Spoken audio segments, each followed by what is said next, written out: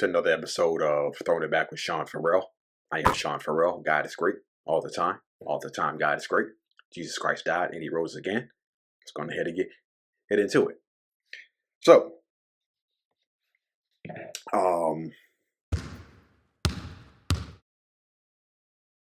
players. So the superstar players are going to have the sneaker endorsements like the Magics, the Bernard Kings, the Kevin McHale's, the Larry Birds, who were all with Converse, okay? And of course, Michael Jordan came in and changed a game as far as sneakers, okay? Then you also had guys, okay. You also had other guys too. I believe Scottie Pippen was with Nike too. Patrick Ewing had his own shoes, the Ewings. Shaquille O'Neal was with Reebok. AI was with Reebok. And so yeah.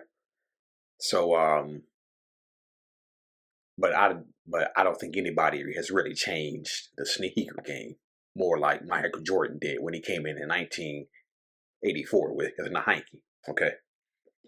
So I saw a story where Karl Malone, okay?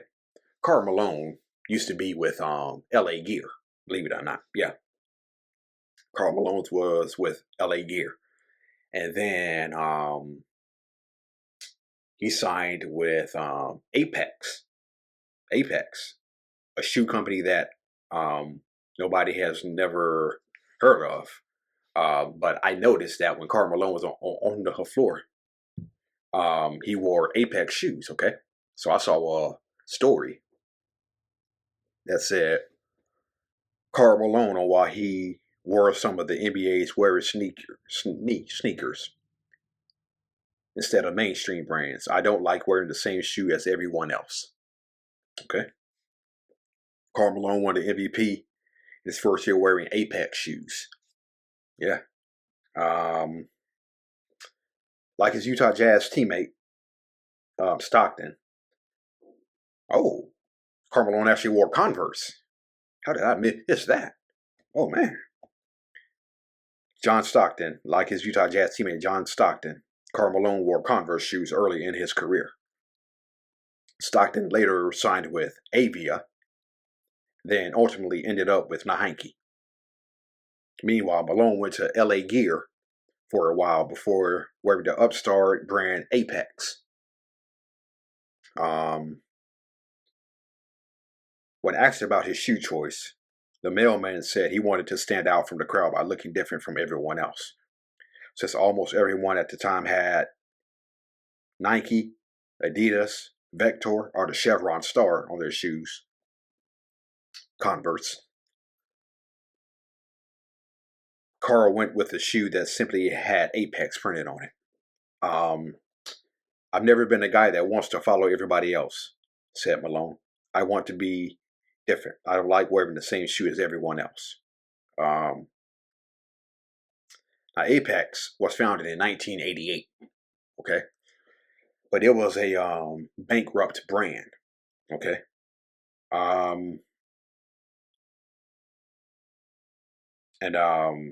It was founded by a former Adidas executive.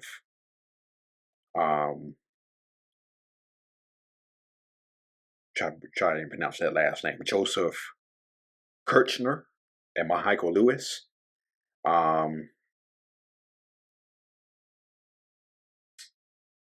And in the early 1990s, Apex was actually one of the top manufacturers for the NFL, the NBA, NHL, Major League Baseball, and NCAA. It faced financial issues after the licensed sportswear bubble burst in the mid-90s. Then Converse acquired it and then shut it down.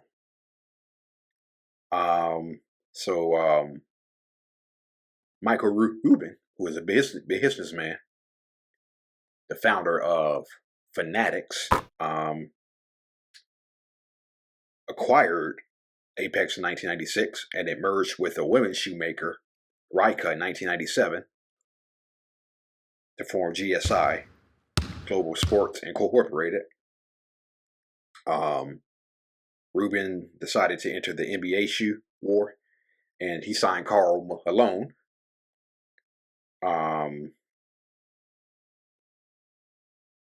So Rubin giving Karl Malone a board seat at the company. Malone agreed to wear the Apex One Voltage shoes through the 1996-97 season. I think I may want to get myself a pair now. Right? Malone actually won MVP honors, making Rubin look like a genius. It was the shoes, said Rubin. Certainly, Karl Malone winning the MVP award was great for our image. We've enjoyed a great ride with him. Okay. However, Karl Malone's shoe never hit the market. Okay. Karl Malone was designed in every. Karl Malone was involved in every design of the shoe.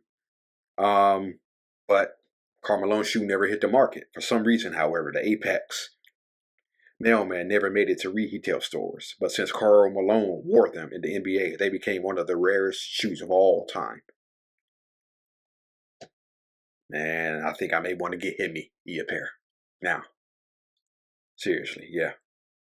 Karl Malone said, it's not that big of a deal to me if they're in the stores or not. They feel good to me. They have the look that I want. And that's what's important to me, Malone said. Okay. Then, in the early 2000s, urban appeal maker Damani Dada. Okay. I had some Dada shoes for a while. Yeah. It was my junior and senior year in high school. I believe I had some Dada shoes. Okay. Created stylish Dada Supreme shoes that entered the NBA market and were endorsed by players like Weber, Sprewell, bucking the trend of wearing unique brands. Now, Karl Malone actually wore Dada shoes when he played for the Lakers. Okay? Yeah, so his last year in the league, he wore Dada shoes for the Lakers. Okay? So, yeah. All right. So, NBA players have a general sense of knowing when their time is up in the NBA. Okay? And so, excuse me. And so, I may have shown this before, but Dennis Scott, as you see here in this picture, okay? Dennis Scott went to training camp with the Lakers in 2001, okay? And I should have brought this up when I was talking about J.R. Ryder with the Lakers in a couple of videos ago, but Dennis Scott went to Lakers in 2001, and he went into the Lakers in 2001, training camp, okay? And he believed he had one more year left. Dennis Scott believed that he had one more year left, okay?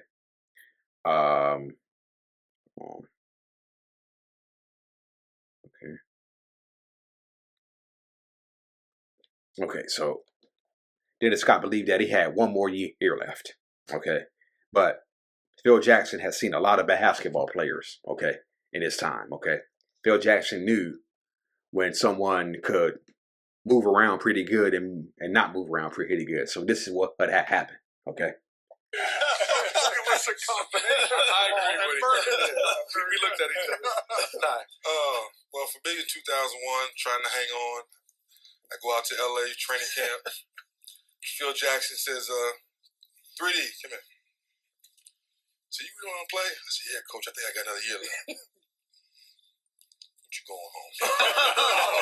Come on. True story. I seen Phil Jackson since then, and I always thank him. That's why I can still walk now. I didn't tear up nothing. I had no bad injuries. I still can walk normal because he was honest. He said, "No, you can't move anymore." Well, what a heartwarming tale that is. Yeah. Yeah. Yeah. Yeah, you heard what 3D said. Phil Jackson called him was it 3D? You really wanted to play here another year? Yeah, coach. I think I got one more year left. Yeah. Like I said, Phil Jackson, he pretty much knew when a player could move around pretty well, and when a player could not move around no more. So yeah. All right, that's it, and that's all for Throwing It Back with Sean Farrell. I am out of here. May God bless you all. I am out.